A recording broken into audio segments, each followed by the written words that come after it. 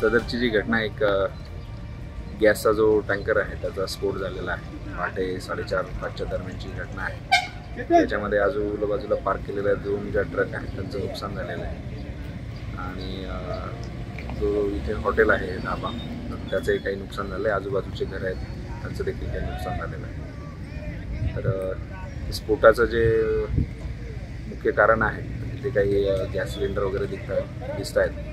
त्याच्यामुळे या गॅस चोरीचा प्रकार असल्याचा आमचा प्राथमिक संशय आहे। त्या दृष्टीने आम्ही तपास करत आहोत। अशीच घटना वाकड या ठिकाणी घडली होती, त्याच्यानंतर आता पुन्हा अशा ठिकाणी ही घटना घडतीये। नक्की काय एकंदरीत हे जे माफी आहेत ते कशा पद्धतीने एकंदरीत हे संपूर्ण प्रकरणामध्ये पुढे येतात?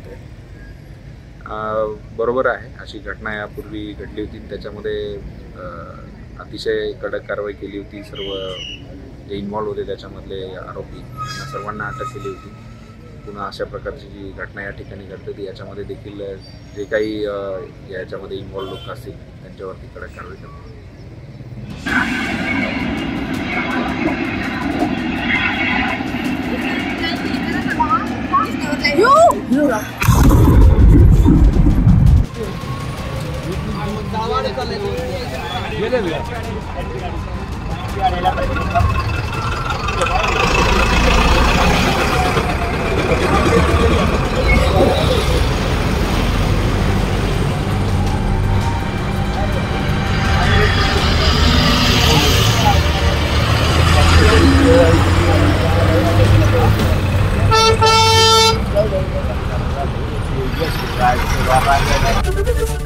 एबीपी माझा, उघडा डोळे बघा नीट।